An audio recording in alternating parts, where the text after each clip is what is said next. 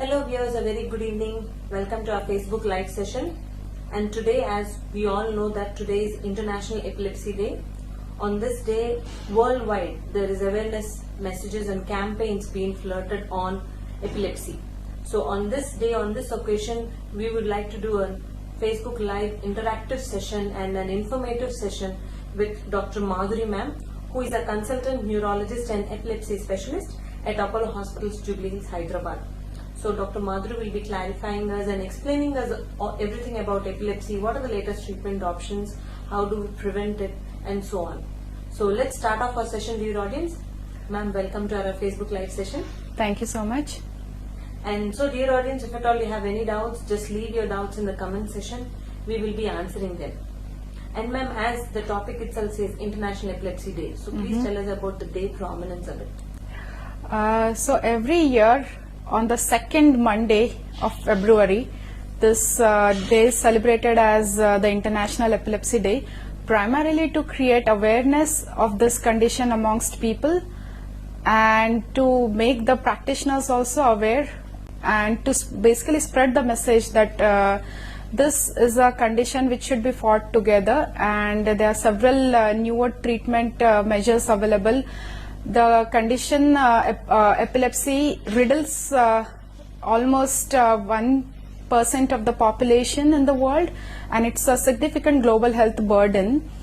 And so basically this day tries to create an awareness amongst the people with epilepsy, their caregivers and the practitioners that it's a treatable condition, and it can definitely be the burden of this condition can be reduced if measures are taken at the right time. And to spread this awareness, we celebrate this globally as the World Epilepsy Day. Thank you so much, ma'am. And as epilepsy word itself says that it's a seizure, many people know that. For a common man, can we say epilepsy is also called as fits or no? Both are different. So basically, this condition epilepsy would have repeated fits, which would happen without any provoking cause. So fits per se may not be repeated if the condition is treatable. Like it can sometimes happen because of some disturbances in the sodium levels of the body, because of some brain infection, and sometimes if that is treated, the person may not get repeated seizures. So that won't qualify as epilepsy diagnosis. Whereas in epilepsy, there should be some problem with the structure of the brain or with the genetic structure of the brain, which predisposes a person to get repeated seizures without a provoking cause. Thank you so much, ma'am, because I thought to ask this question initially because many people have a common confusion between fits and epilepsy, so that is why.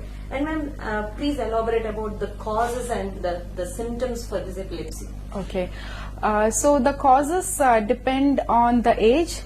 Primarily, epilepsy is very common in the pediatric age group, but nevertheless, it's also seen at all the spectrums of age. So depending on the age of presentation, it can sometimes happen in newborns because of reduced blood supply to the brain. Sometimes in the children, there are certain genetic conditions which can predispose to this problem. And like in the adult age groups, lack of like what we call in common words stroke, or a brain tumor or a brain infection, multiple causes can predispose to epilepsy. Ma'am, actually there is one more commonly said that during the birth, if at all the baby or the child doesn't receive sufficient oxygen, also they land up in this problem called epilepsy. Is that true? That is true. Because brain is a structure, it is a very important organ, and even a slightest reduction in the blood oxygen levels or a drop in the blood glucose levels or a reduction in the blood pressure can significantly affect the blood supply to the brain. And this can result in long-term sequels. So this can result in epilepsy, which may persist for the life of the individual. So ma'am, what are the triggers or the warning signs for this epilepsy? This may not be a warning for many patients. It can just happen out of the blue. Many people do not get a warning. And it is the caregivers generally who recognize that a seizure is getting thrown. So generally it could be in the form of jerky movements of the body or loss of consciousness, thirsting, violent movements of the limbs. And there could be some subtle features like sudden lack of, like a person stops communicating, or sudden falls, or sudden abrupt change in the behavior of patients. So many times a patient may not get a warning, but sometimes some people in a particular kind of epilepsy, which we call as focal epilepsy, which arises from one part of the brain, they may get certain warning features like an abnormal smell, or some recollection of past memories, or some abnormal light shining in the visual field. So these can be rarely warning features. So sometimes they just feel some tingling on one side of the body. So that can also happen. But these are few people. Many of them may not get a warning. So ma'am, once an individual is like experiencing a seizure or an epilepsy, what is the first aid that the family members or the other members next to them should be doing? Should they immediately take him to a hospital, or immediately many preventive measures or precautions can be taken? Yes. If it's a continuing seizure, like let's say it's a violent seizure and it persists for more than 2 minutes at a time, then the first thing they should do is they should not panic. They should bring the patient to a safe area wherein the violent thirsting movements may not endanger the life of patient. Like, for example, if they hit against a sharp object, or if they fall down from from a sofa, it could be dangerous. So they should be brought to a safe area. They should be placed in a sideways position. And very often we see that people tell us that they put some objects in the mouth, or they give some objects in the hand, some metallic objects. So this should be avoided, because this is not going to solve. Sometimes it can worsen the problems, especially putting some foreign bodies in the mouth. And if a seizure persists for more than 5 minutes, then the patient should be directly taken to an emergency unit. Okay, thank you so much, ma'am. And after this emergency or the preventive measures, whatever you said, that keeping them onto the one side of the body, like lying them on one side of the body, once they are taken to the emergency, can the seizure be reversed, ma'am, if at all they're brought in time or something like that? Is there any golden hour rule or anything? Yes. So as I said, like any seizure persisting for more than 5 minutes, that should be immediately, it should be taken as a real emergency. And like as soon as the patient is brought to the emergency, we rule out certain common triggers like low blood glucose levels or low sodium levels, which are immediately treated. And many of these conditions, they are completely reversible. But especially if it's a known epileptic, and if it throws this recurrent seizures repeatedly, and if the seizure continues for a long time, it can happen many times when a person skips taking medications. So if this continues for more than 5 to 10 minutes, then there are chances that it can become resistant to treatment, and then it may need an intensive care. If it persists for more than 30 minutes, then it becomes very difficult to treat. So that's why generally in these people we do advise some medicines, which sometimes can be given in the house also if it's continuing for a longer duration. But nevertheless, if it persists for a long time, these patients should be immediately brought to the hospital, whichever is the nearest hospital. Thank you so much, ma'am. So, dear audience, if at all anybody in your family member or your nearby members are facing any epilepsy or seizures, immediately, nevertheless the timing or the duration, it is better any time to take them to a medical care center at the earliest, so that further complications can be avoided. Thank you so much, ma'am. Moving on to the next question.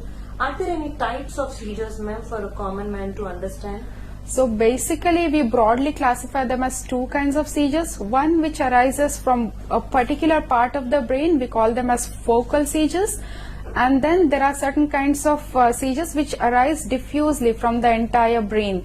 So these are the major types of seizures, and sometimes this becomes a very important differentiation for us because the treatments for these two kinds of seizures are completely different. So, ma'am, could you please elaborate about the treatment for this resistant epilepsy? So basically, I would first like to tell you about what resistant epilepsy is.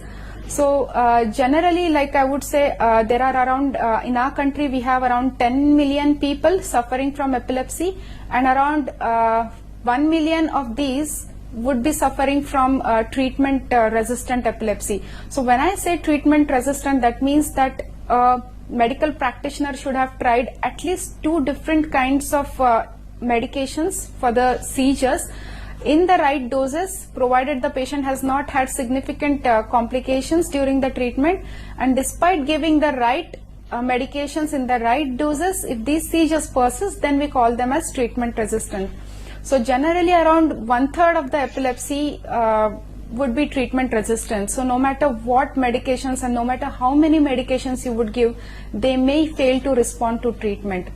So in the modern medicine, we do have several treatment options for such patients, and one of them which is significantly underutilized is the option of epilepsy surgery. In fact, I would say only 1 of the 1,000 indicated patients in our country receive treatment for epilepsy surgery. So there's a huge treatment gap.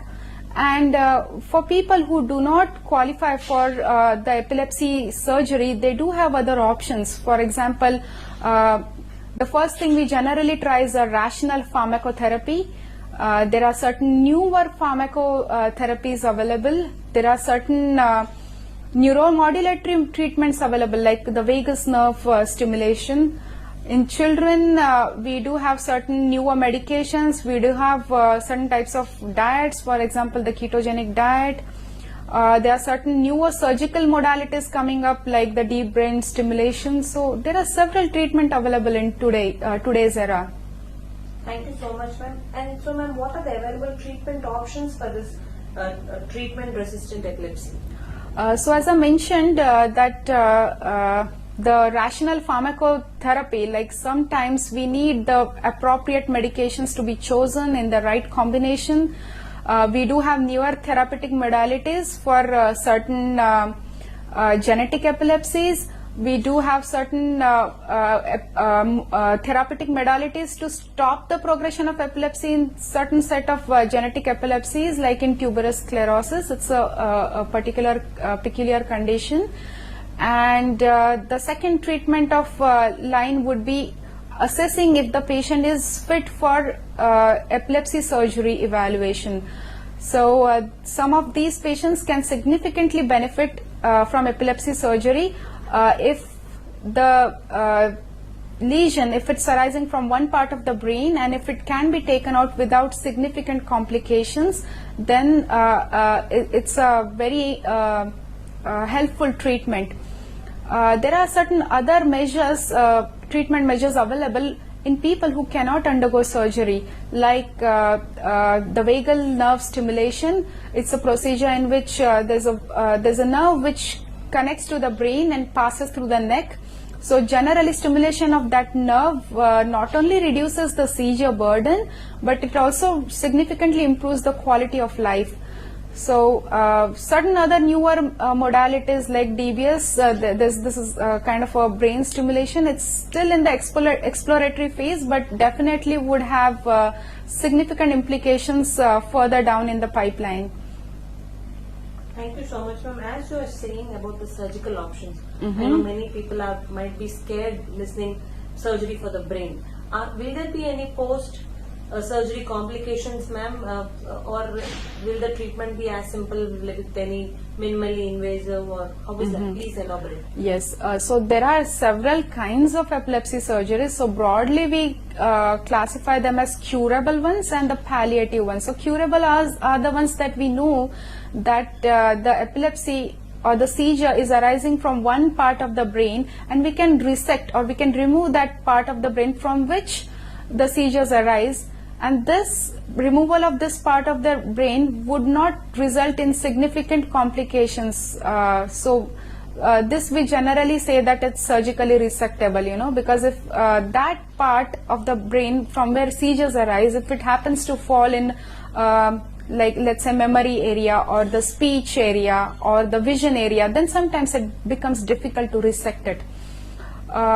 So provided the patient is rightly chosen, there are several pre-surgical assessments we do, like we see the area from which the seizures arise, we see if it's the same area which is seen abnormal in the imaging modalities, we conduct several memory tests. So basically this is a multidisciplinary action and a collaboration between the neurologist, the epileptologist, the neuropsychiatrists and the neuropsychologists would be taking place, and then at the end a consensus would be arrived that should the surgery be done or not, should the surgery be helpful or not, and if the surgery is generally helpful and there would like if the team decides that there would be fewer complications, then it should be a safe procedure. Thank you so much, ma'am. And as you have mentioned about the other options also for treatment of epilepsy, is this treatment going to be a lifelong treatment, or once the treatment or the medical conditions or the surgery is done, so they are fit and they need not worry about the recurrence chances? So sometimes, as I said, I was talking about the curative surgery, which is aimed at curing the epilepsy, but sometimes that may not be always feasible. Like sometimes people have multiple foci, like multiple places from which the seizures arise, and just to reduce the seizure burden, just to reduce the number of seizures, the focus which is predominantly giving rise to seizures is resected. So that in that case it won't be a curative surgery, or sometimes surgeries are done just to improve the quality of life or to reduce certain kinds of seizures. So in these cases the patients do receive lifelong medications in addition to surgery, and generally even in curative surgery the treatment is generally continued for at least 2 years, and after that tapering the medications for seizures is decided. As far as the other conditions are concerned, like for example I just mentioned about a vagal nerve stimulation, it's the nerve which reaches the brain through the, it passes through the neck, and this is a kind of stimulation. There's a battery which is placed under the chest, and the battery lasts for around 8 to 10 years. So then after 8 to 10 years the battery may have to be changed, but this is not a substitute to medication, so medications nevertheless need to be continued. Thank you so much, ma'am. And ma'am, are there any alternative medicines for epilepsy? Many people, if at all they feel that they're taking prolongedly same medications, they might land up in side effects and all. True. So in order that they might be asking you same question, is there any alternative medicine, True. Any side effects, etc. So Yes. please explain us. So generally when you come to an epileptologist, we see how safe a medication is in addition to assessing the kind of epilepsy. So the treatment while titrating the treatment, we see that the medication is suitable to the patient, not only for that type of epilepsy but also for that age, for that sex. For example, certain young women, we try to avoid certain medications. Older women, we try to avoid certain medications. Certain people with cardiac heart problems or bone weakness like osteoporosis, we try to avoid certain medications. Or people who are on multiple medications, we try to give newer medications which may have fewer interactions. Not only that, like for the newer genetic epilepsies, there are multiple treatment options coming up. For example, there are in the NICE guidelines, this is a guidelines which is recommended in the UK. So they have come up with some recommendations for cannabinoid related medications for certain genetic epilepsies. For certain conditions like tuberous sclerosis, there are some medications which can stop the progression, the worsening of the disease. And there are newer medications which have different mechanisms of actions and are slightly better in the side effect profile than the older medications. Some people also come and ask if any alternative medications would be helpful, for example herbal medication. So we generally strongly advise against any other forms of medications, because there could be an interaction with the allopathic medications. So this can interfere with the absorption of medications, or it can sometimes result in adverse effects on the seizure profile as well. Thank you so much, ma'am. And as you were mentioning about the genetic inheritance of epilepsy, so if at all there is a family history of epilepsy, can we take preventive measures in advance and see that we don't, we are not getting affected with this epilepsy? Can this be done? This is generally not recommended because it's not like one-to-one inheritance. Generally, it's a polygenic inheritance. There are very few conditions which are which have one-to-one inheritance. So generally, this polygenic, which means that there's no ratio as to what number of offsprings would inherit the condition. So we generally would not advise any preventive, investigations like electroencephalogram or genetic testing. We generally won't advise for that. Yeah. Okay, ma'am.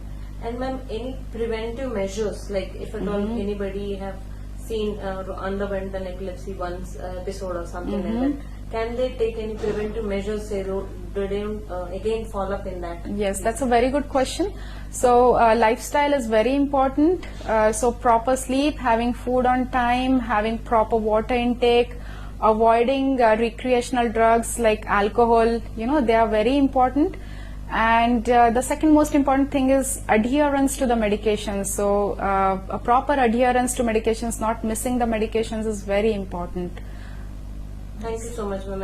And final message on this International Epilepsy Day, one final short message, because we were having a lengthy discussion on the entire episode. So, of final glance on epilepsy to our audience. So, epilepsy is a treatable condition and it should not be stigmatized.